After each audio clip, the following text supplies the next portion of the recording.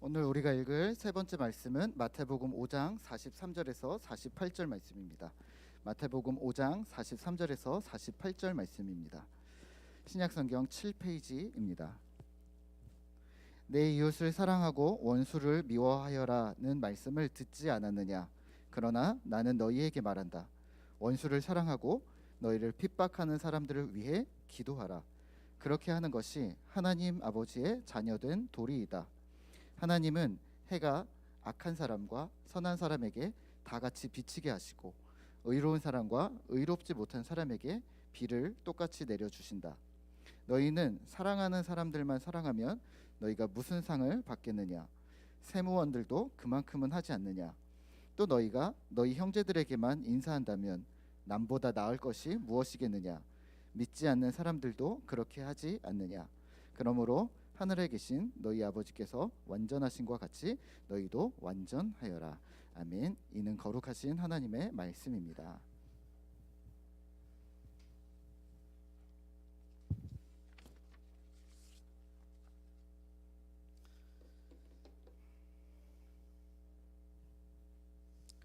자, 2023년 우리 1월 둘째 주 우리 주일 예배에 나오신 우리 성도님들을 우리 환영하고 축복합니다.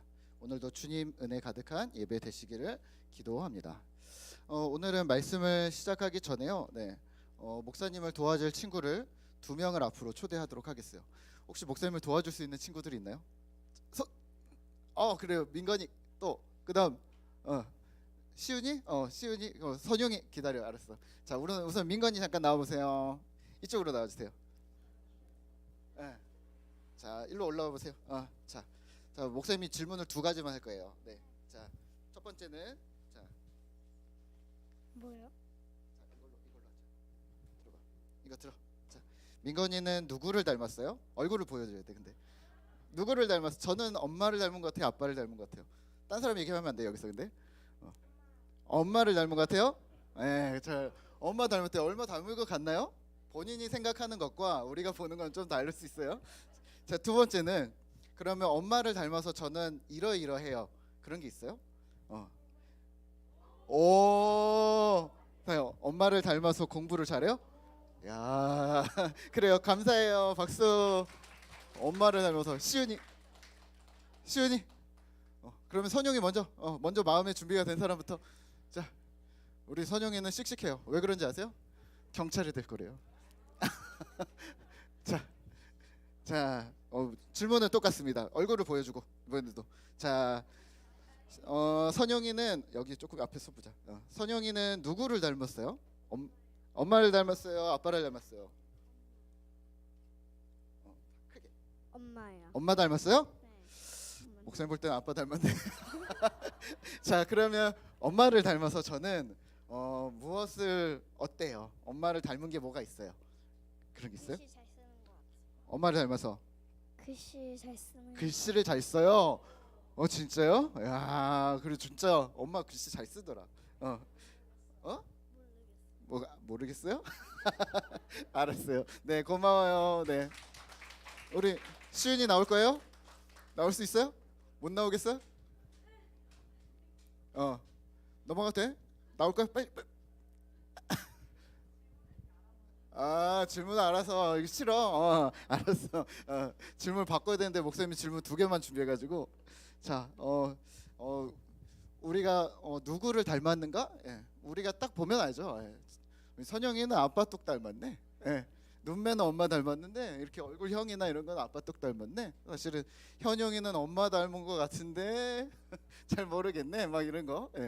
가끔 이제 우리 친구들한테 세린이한테 너 아빠 닮았다 그러면 저를 이렇게 째려보고 가요.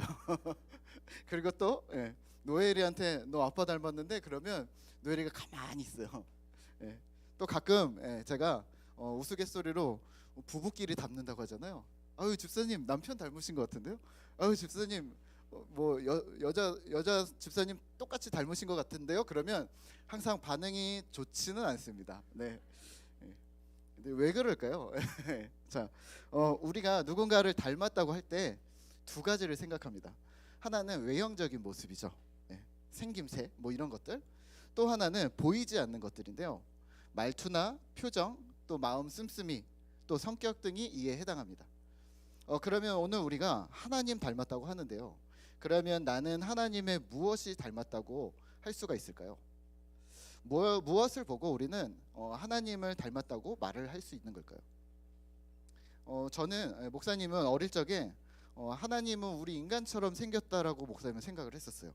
왜냐하면 하나님을 본 사람이 없지만 우리 인간이 하나님을 닮았대잖아요.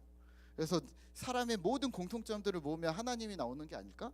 그래서 눈이 두 개이고 코가 하나이고 팔이 두 개이고 머리, 몸, 팔, 다리 뭐 이런 게 하나님의 형상이시지 않을까라는 생각들을 했었습니다. 그리고 실제로 그렇게 전도도 했었습니다. 그런데 이게 맞을까요? 조금 안 맞는 것 같다는 생각을 되게 많이 하고 있습니다. 아무리 봐도 성경에서 말하는 하나님을 닮음은 외형을 말하는 것 같아 보이진 않습니다. 오늘 마태복음에서는요, 하나님께서 이상한 명령을 하십니다. 뭐라고 하시냐면 오늘 48절입니다. 성경이 있으신 분들은 같이 읽을까요? 그러므로 하늘에 계신 너희 아버지의 온전하심과 같이 너희도 온전하라. 아멘. 이렇게 들립니다. 예수 믿는 너희들은 완벽해져라. 그 완벽해짐이 어떤 외형적인 모습도 완벽했으면 좋겠고 또 내면적인 모습도 완벽했으면 좋겠다, 이렇게 들립니다. 누구처럼? 하나님처럼. 과연 이 말씀이 그렇다면 그리스도인의 완벽함을 말하는 걸까요? 실수하면 안 돼, 뭔가 좀 떨어지면 안 돼, 뭐 이런 완벽한 7점 이런 것들을 얘기하는 걸까요? 혹은 그런 내용들을 말한다면 그게 가능한 말일까요? 오늘 우리가 묵상하는 마태복음은 염두에 두실 것들이 있는데요. 마태복음은 시간 순으로 되어져 있지 않습니다. 앞부분이랑 뒷부분만 예수님의 탄생 그리고 승천 이렇게 두 가지만 나올 뿐이지 사실은 그 안의 내용들은 다 주제별로 묶였습니다. 그래서 이런 패턴이 있습니다. 이야기 하나 나오고 설교하시고 이야기 하나 나오고 설교하시고, 이 패턴이 5번 등장하고 끝납니다. 이게 마태복음입니다. 그리고 왜 이렇게 했냐면 마태 사도가 썼는데요, 두 부류의 유대인들이 있었거든요. 하나는 예수님을 믿기로 한 유대인들, 그래서 이들에게 믿음을 심겨주기 위해서 너희들이 알고 있는 성경은 이런 거야 라고 설명해 주었고, 또 하나는 예수님을 인정하지 않는 유대인들, 그래서 너희 왜 메시아이신 예수를 인정하지 않냐, 이 부분이, 이 예수님이 바로 하나님이다, 예수님을 믿어라 라고 하면서 아주 강력하게 논증을 펼치고 있는 것이 바로 마태복음입니다. 그래서 구약 성경을 되게 많이 사용하고 있고요. 또 바리새인과 서기관들, 사실은 성경학자들인데요, 이들의 악함이나 고지식함 혹은 편견을 깨트리려고 되게 강력한 단어들, 강력한 어구들을 사용하고 있습니다. 본문 마태복음 5장은요, 우리가 너무 잘 아는 말씀입니다. 우리는 이를 산상수훈이라고 합니다. 산상수훈이 뭐냐면 예수님을 따라다니는 사람들이 있었거든요. 근데 이 사람들이 이렇게 얘기했어요. 예수님, 우리에게 말씀을 좀 전해주세요. 그래서 예수님이 산에 오르셔서 이렇게 얘기하셨어요. 앉아봐, 내가 천국에 대해서 설명해 줄게. 그리고서 산에서 수훈, 가르침을 주셨다. 산에서 가르침을 주셨기 때문에 우리는 산상수훈이라고 우리는 편하게 이야기하지만 뭔가 사자성어 같죠, 어렵죠. 근데 편하게 생각하시면 되겠습니다. 그리고 우리는 마태복음 오늘 등장한 5장, 6장, 7장을 바로 산상수훈 말씀이라고 우리는 부릅니다. 가르쳐 주신 내용을 적은 건데요, 설교죠. 내용을 적은 건데 마태 사도가 아주 의도적으로 또 논리적으로 성경을 잘 아는 유대인들을 설득하기 위해서 편집했습니다. 사실 마태복음에서 등장하는 복음을 설명한 문구는 여기 산상수훈밖에는 없습니다. 복음이 중요해, 하나님을 믿어야 돼, 천국에 들어가야 돼 라고는 이야기하지만 실제 그 복음을 구체적으로 설명하는 부분은 5장, 6장, 7장 이 부분밖에 없다는 거죠. 때문에 우리가 산상수훈을 조금만 더 꼼꼼히 보신다면 하나님 나라 복음이 무엇인지 선명하게 이해하실 수 있을 겁니다. 본문 5장은 이렇게 시작합니다. 심령이 가난한 자는, 그러니까 마음이 가난한 자는 천국이 저희 것이다. 애통하는 자는, 그러니까 슬퍼하는 자는 행복한 사람들이다. 왜냐하면 위로를 받을 것이기 때문이다. 그러면서 이렇게 얘기합니다. 너희들은 누구냐? 하나님 백성이다. 13절에서는 이 하나님 백성을 이렇게 묘사합니다. 너희는 세상의 빛이라, 너희는 소금이라. 그러니까 예수님을 따라오는 사람들을 앉혀놓고 너희는 하나님 백성이야.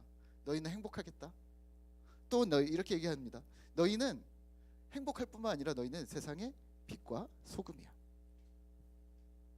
여기서 빛이 되어라, 소금이 되어라는 명령이 아니라 너희는 이미 소금이다, 이미 빛이다 라고 선언해 버립니다.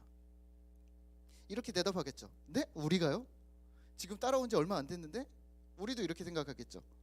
아, 저는 아직 어린데요? 제가 빛이라고요? 소금이라고요? 제가 교회 나온 지 얼마 안 됐는데요? 빛이고 소금이라고요? 그러면 예수님이 이렇게 얘기하신다는 거예요. 그래, 빛이야. 그래, 소금이야. 그 증표가 뭐냐면 이렇게 얘기합니다.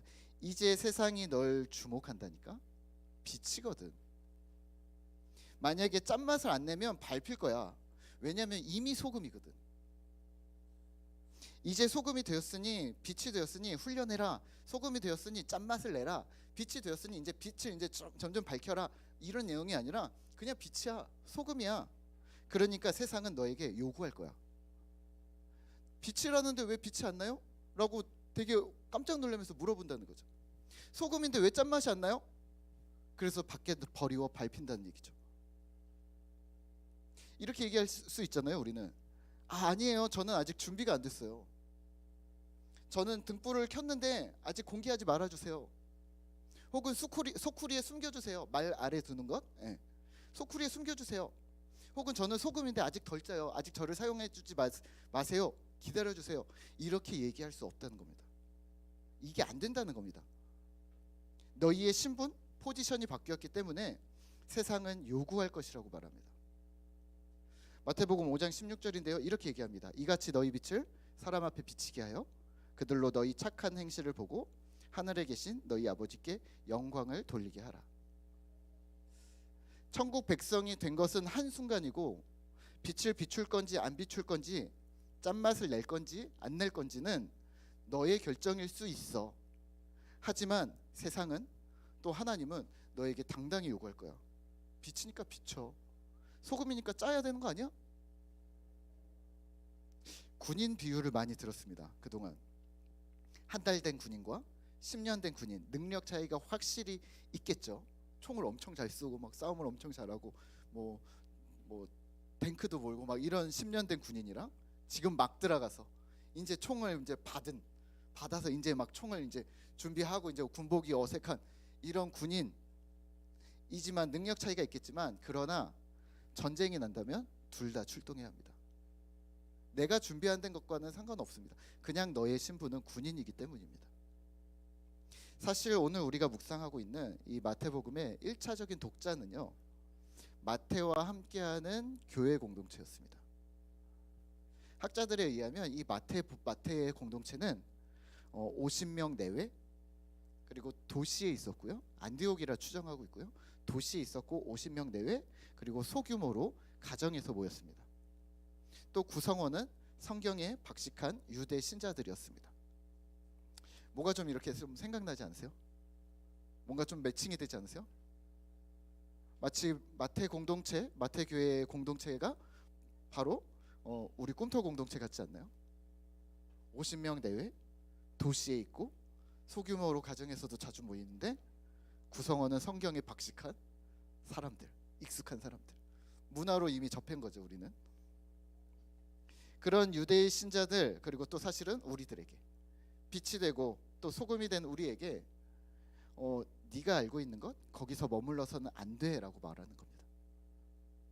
그러면 이렇게 질문하겠죠. 그러면 어떻게 해야 되는데? 5장 17절부터는요 구체적인 내용과 지침을 줍니다.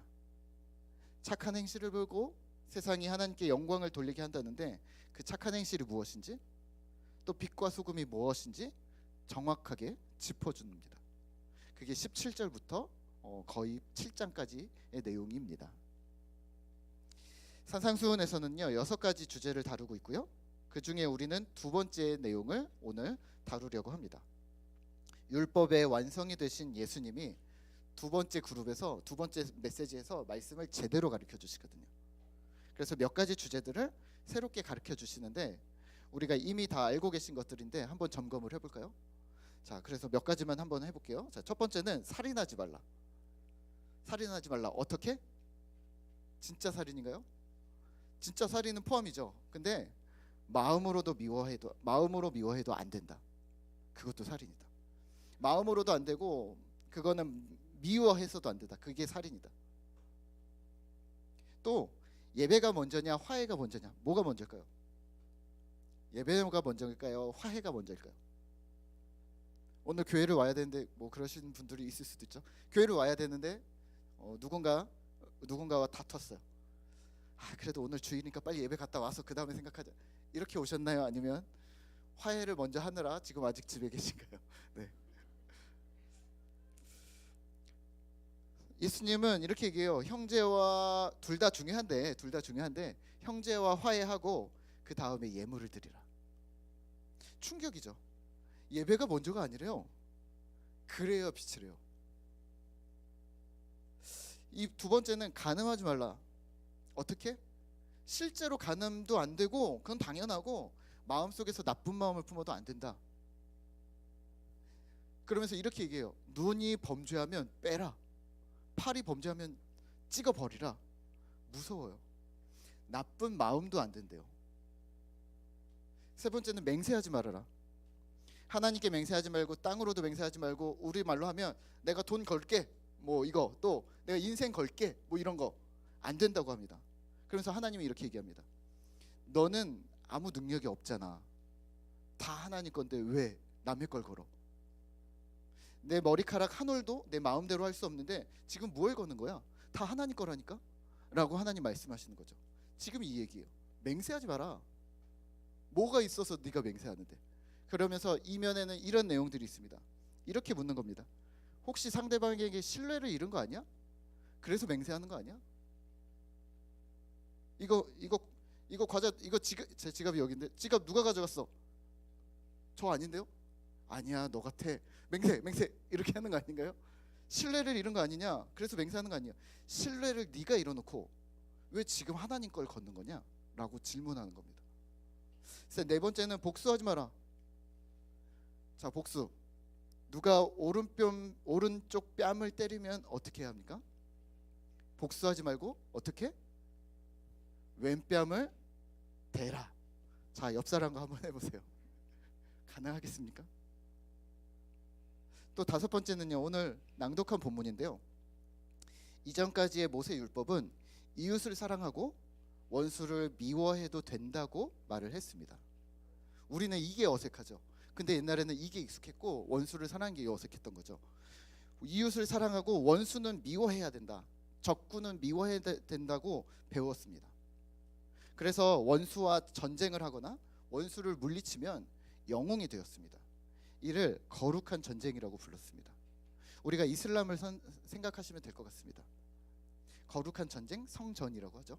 그래서 문제들이 많이 생기죠. 그런데 이제 새 율법은 예수님이 원수를 위해 기도하라. 원수를 위해 우리는 기도하나요? 질문을 바꿔볼까요? 나에게 위해를 가한 사람들을 위해서 기도할 수 있을까요? 누가 날 때렸어요. 누가 나에게 말로 상처를 줬어요. 누가 나를 무시했어요. 혹은 나에게 누가 무리하게 됐어요. 또는 빌려간 돈을 갚지 않았어요. 매우 큰 문제죠. 또는 경제적인 어려움을 주었어요.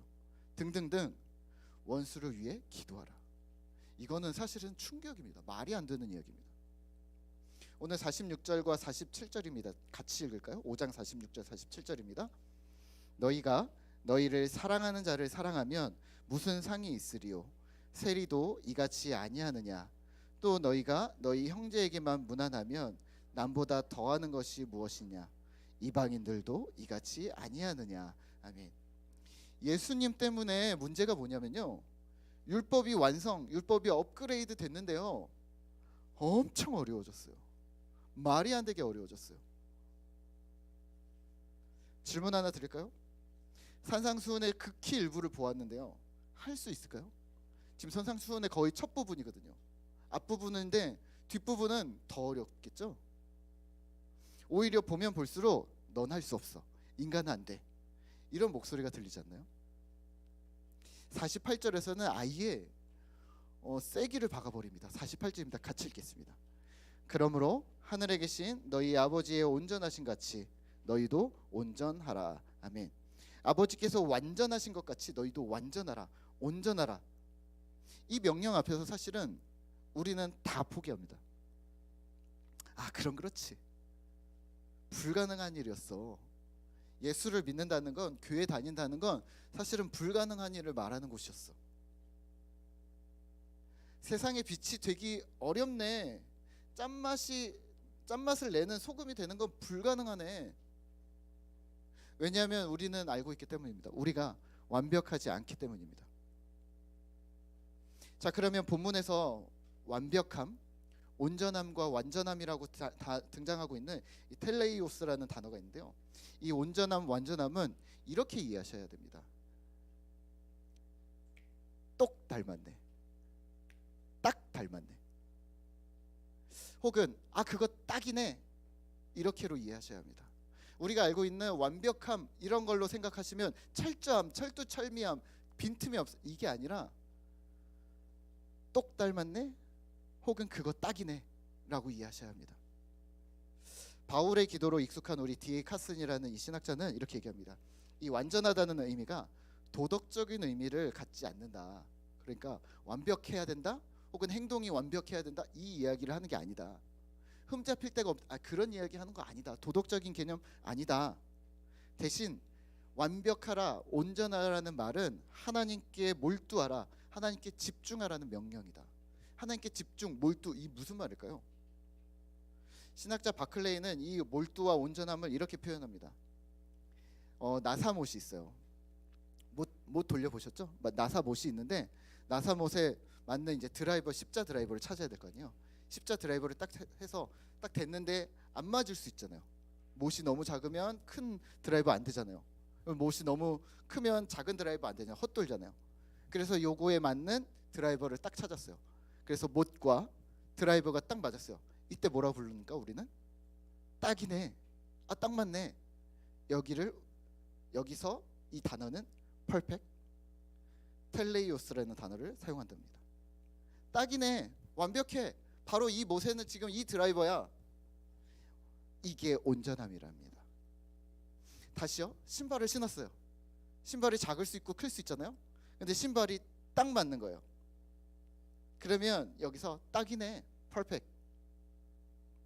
또 아빠와 아들을 세웠는데 오늘은 저희 아들을 못 봤는데 아빠와 아들을 세웠는데 아들이 아빠랑 둘이 똑 닮았어요. 퍼펙트. 온전함입니다. 완전함입니다. 완벽해. 그러면 하나님의 자녀가 됐대요. 빛과 소금이 됐대요. 그러면 퍼펙트. 뭐가요? 하나님의 계획을 따를 딱 맞는 사람이 되었습니다. 바로 하나님처럼 되었다는 거죠. 드라이버로 나사를 돌리듯 이제 딱 맞는 세팅이 됐다는 거예요. 여기를 온전함, 완전함이라고 부릅니다.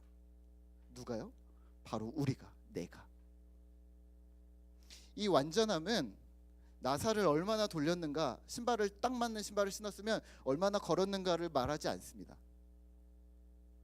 결과를 얼마나 내었는가 이것을 따지기 전에 방향이 맞는가? 우리가 왁구라고 하나요? 옛날 말로 폼, 틀 이게 정확하게 딱 맞아 떨어졌다. 여기에 포커스가 있습니다. 이게 완전함입니다. 그러니까 다시 말하면 내가 하나님과 합이 됐는가? 하나님과 내가 어떤 톱니바퀴라고 친다면 나는 작은 톱니바퀴고 하나님은 이따만하게 큰 톱니바퀴인데 바퀴가 맞을 수 있잖아요. 톱니바퀴가 맞았을 때 톱니바퀴가 물리듯이 딱 맞아 떨어졌는가? 그때 퍼펙트, 완벽해. 그게 관건입니다. 오늘 두 번째 독서에서 예수님의 세례, 이는 내 사랑하는 아들이요 내 기뻐하는 자라 라는 말씀이 나왔잖아요. 예수님이 공생애를 막 시작하는 딱 그 시점이거든요. 세례를 딱 받는 시점이거든요. 근데 이는 내 사랑하는 아들이요 내 기뻐하는 자라. 퍼펙트. 완벽해. 완전해. 예수님이 뭘 하셨는데요? 아직 아무것도 안 하셨어요. 이제 시작인데요. 아무것도 안 하셨어요. 이제 시작인데 온전히 완전히 퍼펙하게 하나님과 합이 맞는 존재가 되었다는 이야기를 지금 오늘 마태복음 3장에서 했습니다. 그러면 오늘 우리가 힘쓸 부분은 무엇을 했는가, to do, doing 이게 아니라 무엇이 되었는가, to be를 이야기하셔야 합니다. 존재의 싸움입니다. 그래서 우리는 예수를 닮았는가? 제자가 되었는가? 우리는 어떠한 존재인가를 먼저 질문하셔야 합니다. 이를 점검하는 데는 가장 기본적인 질문이 있습니다. 인생의 목적이 무엇인가? 라고 질문할 수 있을 것 같아요. 당신은 무엇이 삶의 목적입니까? 라고도 질문을 하실 수 있을 것 같습니다. 어떤 사람은 책을 통해서, 또 어떤 사람은 사람을 통해서 의미를 찾습니다. 또 이 시대를 살아가는 수많은 사람들은 돈의 의미를 둡니다. 또는 즐거움과 행복의 의미를 둡니다. 성공이나 또 가족, 건강, 또는 세상의 정의에 내 몸과 마음을 써야 아깝지 않다고 말합니다. 과연 그럴까요? 요즘에 많이 미디어에 많이 나오시는 김누리 교수라는 분이 있으신데요. 그분이 이렇게 이야기를 합니다. 자본주의에 대해서 어떤 얘기를 하시면서 이렇게 얘기합니다. 자본주의는 자전거와 같다. 우리 돈의 흐름으로 살아가는 것이 자본주의잖아요. 자전거와 같다. 무슨 말이냐면 자전거는 멈추면 쓰러지잖아요. 쓰러지지 않기 위해서 끊임없이 페달을 굴러야 하는데 이게 자본주의라는 거죠. 끊임없이 생산하고 끊임없이 소비하고 끊임없이 소비하는 것이 의미가 있다고 계속 가르치고 알려주고 계속해서 독려합니다. 그리고 그게 멋진 삶이야 라고 계속 얘기합니다. 트렌드를 만들고 유행을 만들고 가치를 만들어서 계속 소비하게 합니다. 그래서 우리는 끊임없이 소비합니다. 지난주에 우리가 성경 공부를 하면서 풍삼기를 하면서 일회용품 얘기가 나왔어요. 그래서 우리 손 집사님이 이렇게 얘기하셨어요. 목사님, 우리가 안 쓰는 것도 중요하지만 공장에서 엄청 만들어 놓고 또 우리가 안 썼는데 공장은 근데 더 만들고, 그리고 우리가 또 안 쓰고, 그러면 그 사람들 그거 만들었는데 그럼 그거를 또 버리면 그게 또 결국엔 쓰나 안 쓰나 똑같은 거 아닐까요? 라고 얘기를 하시고, 근데 우리가 안 써도 그 사람 계속 만들고 그러면 어떡하죠? 사실은 그래서 제가 이렇게 말씀을 드렸어요. 저희가 안 쓰다 보면 소비가 잘 안 되니까 좀 생산도 좀 줄지 않을까요? 라고 얘기했지만 사실은 말이 안 됩니다. 왜냐하면 몇 개 안 쓰는 거잖아요. 10개 쓰던 걸 5개 쓰고 5개 덜 쓰는 거잖아요. 이게 엄두가 안 나는 거예요. 우리가 5개 안 쓰면 그 공장의 생산을 멈출까? 엄두가 다 그러고 또 엄청난 규모인데 우리가 이렇게 하는 것이 과연 의미가 있나? 우리는 이렇습니다. 우리는 먹어야 행복하고, 사용해야 행복하고, 누려야 행복하고, 보고, 듣고, 입고, 착용하고, 걸고, 움직여야, doing 해야 우리는 행복하다고 말합니다. to be, 존재가 아니라 to do, 남들처럼 해야, 아니 남들보다 더 멋진 것을 해야 행복을 느낍니다. 사실 이를 소비주의라고 합니다. 안 쓰고 안 먹으라는 말은 아닙니다. 그리스도인으로서 어떤 적절한 기준이 있다는 말입니다. 근데 이 소비주의의 뒤편에는 그 사람이 어떤 존재인가를 내포한다는 거죠. 우리 그리스도인들은 이를 세속화라고 부릅니다.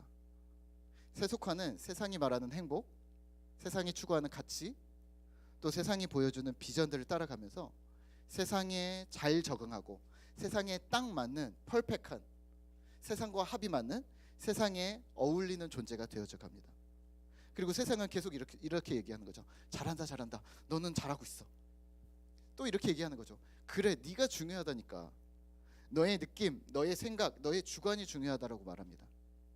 자기 중심성입니다. 죄송하지만 여기에 하나님은 없습니다.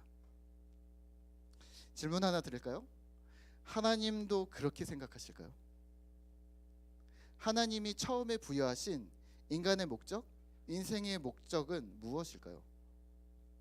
마태복음 5장 48절을 오늘 우리가 읽었는데요. 그러므로 하늘에 계신 너희 아버지의 온전하신 것 같이 너희도 온전하라. 근데요, 이게 처음이 아니에요. 창세기 17장에서도 하나님이 아브라함과 약속하시면서 이렇게 말합니다. 나는 전능한 하나님이라.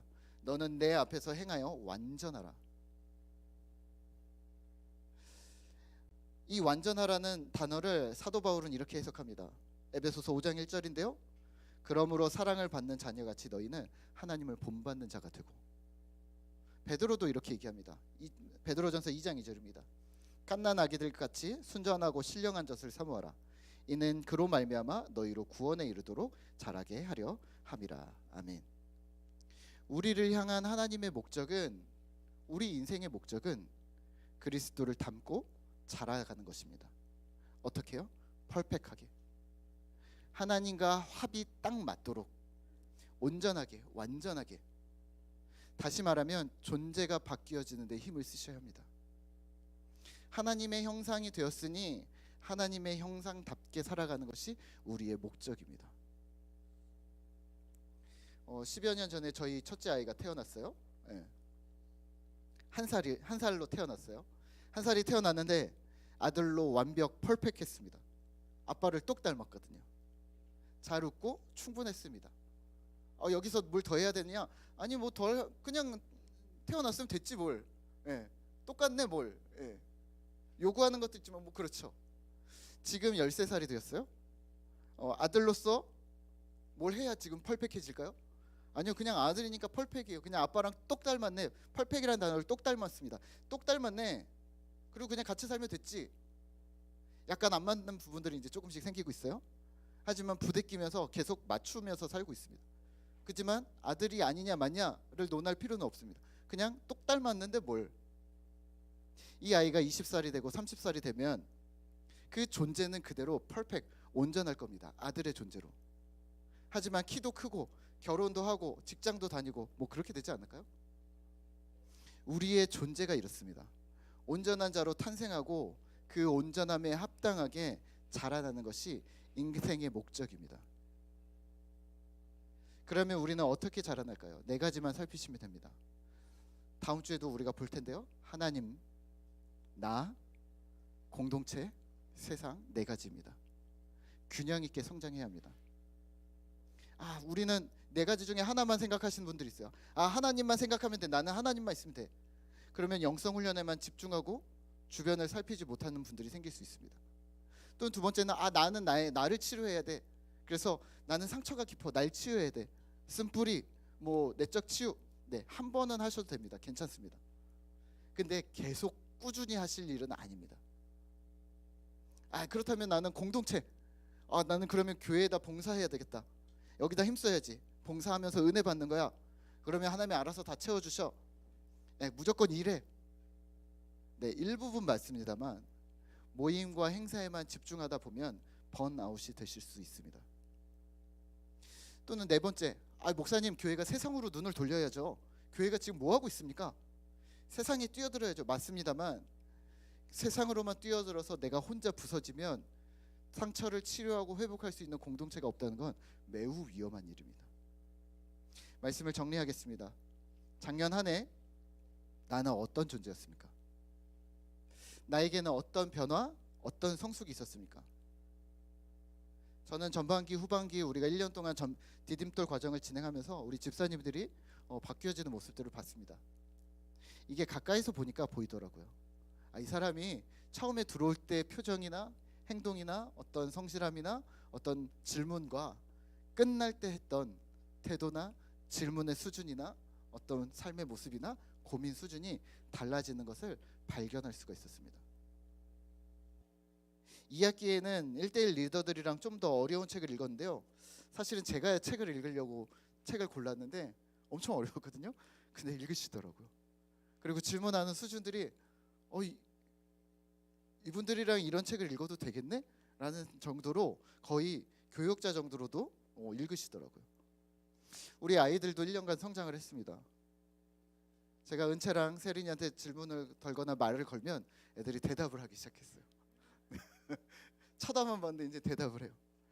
또는 아이들한테 목사님이랑 축구하러 가자 그러면 다 나갑니다. 거의 다 나갑니다. 예전에는 남자애들만 나왔거든요. 근데 여자애들도 나옵니다. 이거는 애들이 변하고 있구나. 이제 믿음으로도 성장해야 되겠죠. 저와의 관계가 변하고 있는 거죠. 2023년 우리 새해 무엇을 할 것인가? to do 보다는 to be. 우리는 어떤 신자가 되고 어떤 공동체가 될 것인가를 고민하면서 힘을 내시죠. 진실한 예수 제자가 되고 또 예수 공동체가 되는 예수님 닮고 하나님 똑 닮은 그런 꿈통한 공동체 되시기를 기도합니다. 아멘. 우리 함께 이 시간